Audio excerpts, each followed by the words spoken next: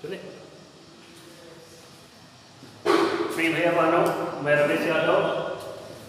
आप क्लास 11 के लिए फिजिक्स फर्स्ट में लेसन 1 है मापन एवं मात्रक। यहाँ से ऑनलाइन वीडियो स्टार्ट करते हैं। जो एडमिशन नहीं लिए हो शीघ्रता से एडमिशन ले लीजिए ताकि आपको ऑनलाइन क्लास मिलता रहे और उसके नोट्स भी आपको प्रोवाइड होते हैं। तो देखिए लेसन 1 है आपका मापन एवं मात्रक।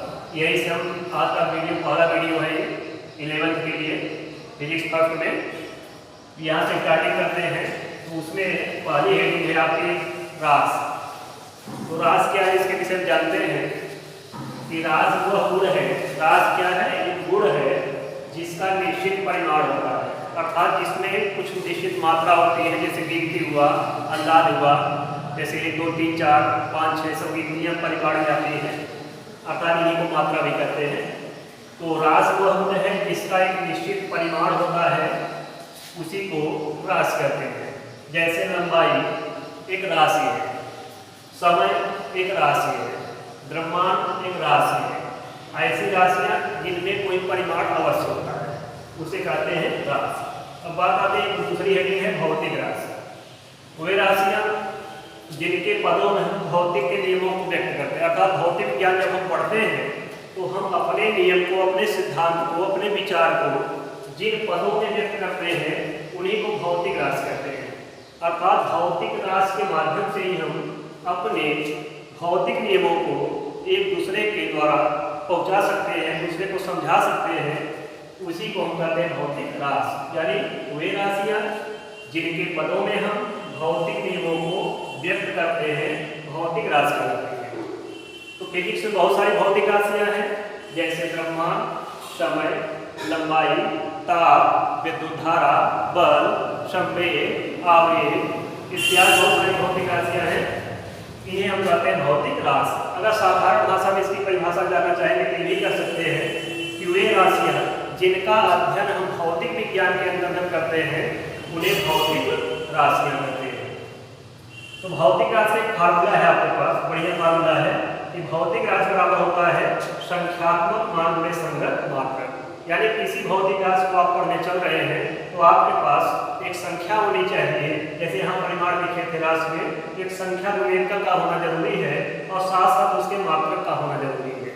अब आप बोल देंगे किसी वस्तु की लंबाई जो है, लंबाई मीटर है। अब आदमी परेशान हो जाएगा मीटर में कितना मीटर है, कितना शब्द लगाएगा, तो आपको गिनती लगाना पड़ेगा। 4 मीटर है, 2 मीटर है। तो जो आपने संख्या लगाया वो हो गया संख्यात्मक मान, और बगल में मात्रक आपने मीटर लगाया, जिससे पूरी की पूरी लंबाई जैसी भौतिक राशि व्यक्त हो गई। अर्थात भौतिक राशि को व्यक्त करना होगा तो आपके पास संख्यात्मक मान और उसका एक मात्रक होना जरूरी है। इसे हम अंग्रेजी में P बराबर M से भी प्रदर्शित करते हैं। P मीन्स होता है फिजिकल क्वांटिटी, जिसे भौतिक राशि कहते हैं, और M का मतलब होता है न्यूमेरिकल वैल्यू, जिसे M कहते हैं, और U लिखा है यूनिट। यूनिट माने होता है मात्रक। अब हम पढ़ते हैं कि मापन, जैसा कि यहाँ लिखा गया है, मापन की हमें आवश्यकता क्यों पड़ी, अर्थात हमें माप तौल करने की आवश्यकता क्यों पड़ी फिजिक्स में। तो मापन की आवश्यकता है, एक हेडिंग है आपके नीचे, जिसके विषय आपको नोट्स में भी आप ले जाएंगे कॉलेज से नोट्स, तो उसमें भी सारी बातें लिखी गई, प्रोवाइड किया जाएगा आपको, उसमें सब हेडिंगें हैं आपको मिलेगी। तो मापन की आवश्यकता है। तो मापन का मतलब होता है कि बिना मापन के भौतिक राशि का निर्माण अधूरा है। जैसा कि यहाँ शब्द में लिखा गया है कि बिना मापन के भौतिक राशि का निर्माण अधूरा है। अर्थात हम माप तौल नहीं करते हैं तो भौतिक विज्ञान में भौतिक राशियों को पढ़ना एक अधूरा होता है, अर्थात अपूर्ण रहता है, सही ज्ञान आपको नहीं मिल पाता है। तो सही यथार्थ ज्ञान मिलने के लिए हमें माप तौल की आवश्यकता पड़ती है, जिससे हमें यथार्थ और सही मापन मिल जाता है। अब हम बात करें ज्ञानेंद्रियों की। अपने ज्ञानेंद्रियों के द्वारा हम कल्पना कर सकते हैं, अनुमान लगा सकते हैं। अनुमान और कल्पना हमारे कभी कभी सही भी होते हैं और प्रायः जो है गलत ही सिद्ध होते हैं, कभी कभी सही होते हैं। लेकिन माप तौल करने से, मापक यंत्रों का प्रयोग करने से हमें सही राशि का परिमाण मिल जाता है। इसलिए मापन की हमें फिजिक्स में आवश्यकता पड़ती है। यहाँ तक तो हम आपको आए मापन की आवश्यकता तक। इसके विषय नोट्स में सारी बातें लिखी गई हैं, देखिए आगे हेडिंग आपका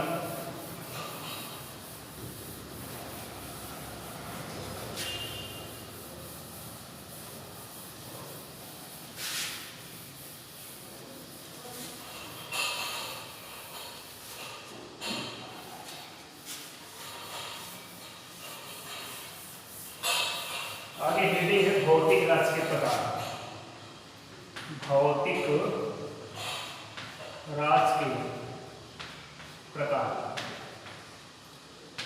देखिए भौतिक राशियां मुख्यतः दो प्रकार की होती हैं। भौतिक राशि के प्रकार हेडिंग है। ये भौतिक राशियां मुख्यतः दो प्रकार की होती हैं। ये मुख्यतः दो प्रकार की होती हैं। पहला है आपका मूल राशि, पहली है मूल राशि और दूसरा है व्युत्पन्न राशि। कक्षा 9 में शुरुआत में आप मिलेगा आपको पढ़ने को, आप देखेंगे तो वहाँ पे पहले सिलेबस में था, अब शायद हटा दिया है, लेकिन फिर भी आप किताब पूरा देखेंगे तो उसमें आपको मिलेगा। व्युत्पन्न दूसरी राशि है व्युत्पन्न राशि, इसको डेरिवेटिव क्वांटिटी भी कहते हैं, इसको फंडामेंटल क्वांटिटी कहते हैं। तो हम लोग यही मूल राशि पढ़ेंगे। पहला है मूल राशि, यदि क्या कहेंगे मूल राशि। तो देखिए कि मूल शब्द से ही यहाँ पर मिलता है कि मूल माने होता है प्रमुख, अर्थात ऐसी राशि या ऐसी भौतिक राशि जो स्वयं अपने ऊपर निर्भर होती है, किसी दूसरे के ऊपर निर्भर नहीं होती है, अर्थात ये स्वतंत्र होती है, ये किसी ऊपर निर्भर नहीं होती है, ऐसी राशियों को मूल राशियां कहते हैं। अर्थात फिर सुनिए परिभाषा इसका, ऐसी भौतिक राशियां जो स्वयं से उत्पन्न होती हैं, जो किसी दूसरे के ऊपर निर्भर नहीं होती है, ऐसी राशियों को हम कहते हैं मूल राशियां। इसके विषय में लिख सकते हैं आप कि ऐसी भौतिक राशियां, ऐसी भौतिक राशियां जो स्वतंत्र होती हैं, स्वतंत्र होती हैं, उसे मूल राशि कहते हैं। ऐसी भौतिक राशियां जो स्वतंत्र होती है उसे मूल राशि कहते हैं। इनकी संख्या टोटल फिजिक्स में 7 है। अगर इन 7 मूल राशियों को आप याद कर लेते हैं, जो अभी हम सामने लिखेंगे, तो आप फिजिक्स में असंख्य जितनी भी भौतिक राशियां हैं आसानी से उन्हें आप लिख सकते हैं। रटना नहीं है, बस इन्हीं 7 को समझ लीजिए, आप आसानी से अन्य भौतिक राशियों को याद कर सकते हैं। तो देखिए 7 कैसे हैं। इस 7 राशियों को हम यहाँ लिखने चल रहे हैं। तो शुरुआत से देखिएगा, पहला आपका है लंबाई, साथ साथ इसके मूल मात्रा भी लिखते जाएंगे हम। तो पहला है लंबाई, दूसरा है समय, तीसरा है द्रव्यमान,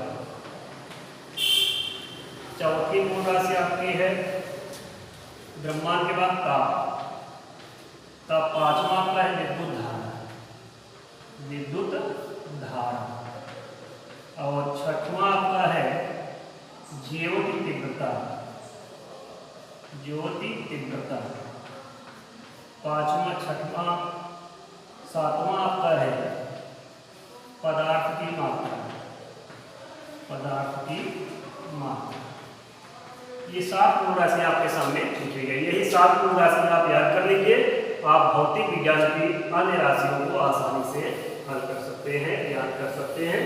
देखिए इनका जो एक मात्रक होता है, जो भी पीछे दिखाए थे कि भौतिक राशि को मापने के लिए संख्यात्मक मान और मात्रक होना चाहिए, तो इनका मात्रक जो होता है इन्हीं को मूल मात्रक कहते हैं। अर्थात मूल राशियों के मात्रक को मूल मात्रक कहते हैं। तो लंबाई को मापने का जो मात्रक होता है, लंबाई का होता है मीटर, संकेत इसका ही हम लेते हैं मीटर में, उसे यम ऐसे कहते हैं, लेकिन लिखते समय यम से लिखते हैं, लेंथ माने लंबाई होता है। तो समय का होता है सेकेंड, और द्रव्यमान का होता है किलोग्राम, इसका मूल मात्रक है, इन्हीं में मापा जाता है। ताप का है केल्विन,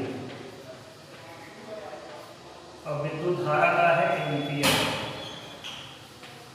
पदार्थ की तीव्रता का होता है केल्विन, पदार्थ की मात्रा का होता है मोल। ये 7 मूल राशियां हैं, इनके आपके सामने मूल मात्रक लिखे गए हैं। अब इनके मूल मात्रक आप याद कर लीजिए, राशियों को आप याद कर लीजिए, नोट्स में भी सब लिखे गए हैं। अब हम बढ़ते हैं इन मूल राशियों के बाद व्युत्पन्न राशियों की ओर। दूसरी एक है इसमें व्युत्पन्न राशियां, व्युत्पन्न राशियां। जैसा कि शब्द से ही लिखा गया है, व्युत्पन्न माने होता है दूसरे से उत्पन्न। दूसरे का मीन्स अभी मूल राशि आपने देखा था 7 लिखा गया था, तो वे राशियां जो मूल राशियों की सहायता से उत्पन्न होती हैं उन्हें व्युत्पन्न राशियां कहते हैं, अर्थात ये परतंत्र होती है। परतंत्र का मतलब ये मूल राशियों पर निर्भर होती है, बिना मूल राशियों की उत्पन्न होती ही नहीं है। तो कैसे सुनिए परिभाषा इसकी, ऐसी भौतिक राशियां जो मूल राशियों की सहायता से उत्पन्न होती हैं उन्हें व्युत्पन्न राशियां कहते हैं। ये परतंत्र होती है, अर्थात ये मूल राशियों पर निर्भर होती है। इनकी संख्या असंख्य है। जैसे शुरुआत में देखिए तो 4 एक मूल राशि है, कैसे है देखा जाए इसमें। तो 4 का होता है दूरी बटा समय। तो दूरी देखिए एक आपकी मूल राशि है, क्योंकि दूरी लंबाई के अंतर्गत आता है, लंबाई को मीटर नापा जाता है, दूरी को भी मीटर नापेंगे। तो दूरी मूल राशि है और समय भी मूल राशि है, इसलिए दोनों राशि मिलकर 4 को उत्पन्न कर रही है। तो 4 भी आपकी कैसी राशि होगी, व्युत्पन्न राशि होगी। इसी प्रकार से वेग, वेग बराबर होता है विस्थापन बटा समय। ये विस्थापन भी आपकी मूल राशि है, समय भी मूल राशि है, इसलिए वेग भी क्या होगा, व्युत्पन्न राशि होगा। इसी प्रकार से हम आगे बढ़ते हैं, त्वरण की ओर चलते हैं। तो त्वरण बराबर होता है वेग परिवर्तन बटा समय। वेग परिवर्तन बटा समय। तो त्वरण जो कि समय पर डिपेंड है, समय मूल राशि है, इसलिए उत्पन्न होने वाली त्वरण राशि कैसी हो जाएगी, व्युत्पन्न राशि हो जाएगी। इस प्रकार से फिजिक्स में जितनी राशियां हैं इनमें आप देखेंगे मूल राशि जरूर शामिल होगा। इन्हीं मूल राशियों की सहायता से ही व्युत्पन्न राशियां उत्पन्न की जाती हैं।